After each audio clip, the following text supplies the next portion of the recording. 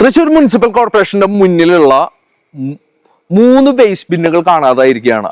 അതായത് ജൈവ അജൈവ ഖരമാലിന്യങ്ങൾ നിക്ഷേപിക്കാനുള്ള 3 വേസ്റ്റ് ബിന്നുകൾ കാണാതായിരിക്കുന്നു. അതേപോലെ തന്നെ തൃശ്ശൂർ മുനിസിപ്പൽ കോർപ്പറേഷന്റെ മുന്നിലുള്ള ഒരു ലൈബ്രറി ബേസ് ചെയ്തിട്ട് പുസ്തകങ്ങൾ സ്റ്റോർ ചെയ്യുന്ന ആ ഒരു അലമാരിയും ഇവിടുന്ന് കാണാതായിരിക്കുകയാണ്.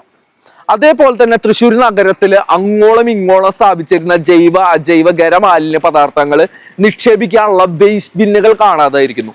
ഇതിനു മുമ്പും ഇതുപോലത്തുള്ള വേസ്റ്റ് ബിന്നുകൾ ഇവിടുന്ന് ഉന്മൂലനം ചെയ്യപ്പെട്ടു കഴിഞ്ഞതിന് ശേഷം നമ്മൾ കോർപ്പറേഷനിൽ കംപ്ലൈന്റ് ചെയ്തതിനു ശേഷം അവർക്ക് അത് പുനഃസ്ഥാപിക്കപ്പെടേണ്ടി വന്നിട്ടുണ്ട്.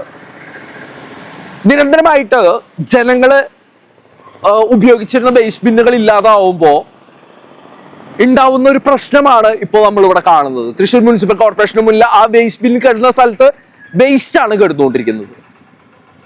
ഇതുപോലെ വേസ്റ്റ് പൊതുസ്ഥലങ്ങളിലേക്ക് വലിച്ചെറിയാൻ ജനങ്ങൾ നിർബന്ധിതമാക്കുന്ന ഒരു അവസ്ഥ ക്രിയേറ്റ് ചെയ്യുന്ന ആരാണ്? തൃശ്ശൂർ കോർപ്പറേഷനാണ്. പ്രോപ്പറായിട്ടുള്ള വേസ്റ്റ് മാനേജ്മെന്റ് ഒരു സെക്ഷൻ ഇവിടെ പ്രോപ്പറായിട്ട് വർക്ക് ചെയ്യുന്നില്ല എന്നുള്ളതിന്റെ തെളിവാണത്. അതായത് മേയർ എന്ന് പറയുന്ന ഒരാളുടെ അധികാരത്തില് കീഴെ വരുന്ന ഡിപ്പാർട്ട്മെന്റ് പ്രോപ്പറായിട്ട് കോർഡിനേറ്റ് ചെയ്യാനുള്ള മേയറിന്റെ കഴിവില്ലായ്മയാണത്. വേസ്റ്റ് നിരന്തരമായിട്ട് യൂസ് ചെയ്തിരുന്ന വേസ്റ്റ് ബിന്നുകൾ കാണാതാവുക, വികസിപ്പിച്ചെടുത്ത വികസനങ്ങൾ കാണാതാവുക എന്ന് പറയുന്നത് ജനങ്ങളുടെ ടാക്സ് കൊണ്ട് വികസിപ്പിച്ചെടുത്തതാണ്. അവിടെ ലൈബ്രറി കാണാതാവുന്നു, വേസ്റ്റ് ബിന്നുകൾ നിർമ്മാർജ്ജനം ചെയ്യുന്നു, വേസ്റ്റ് നിർമ്മാർജ്ജനം ചെയ്യാനുള്ള പ്ലേസുകൾ പൊതുസ്ഥലങ്ങൾ ജനങ്ങൾ ഉപയോഗിക്കാനായിട്ട് നിർബന്ധിതരാവുന്ന ഒരു അവസ്ഥ തൃശ്ശൂർ കോർപ്പറേഷൻ ചെയ്യുമ്പോൾ അത് ജനങ്ങളോട് ചെയ്യുന്ന ഒരു ജനദ്രോഹ നടപടിയാണെന്ന് ഓർമ്മിപ്പിച്ചുകൊണ്ട് ബൈ.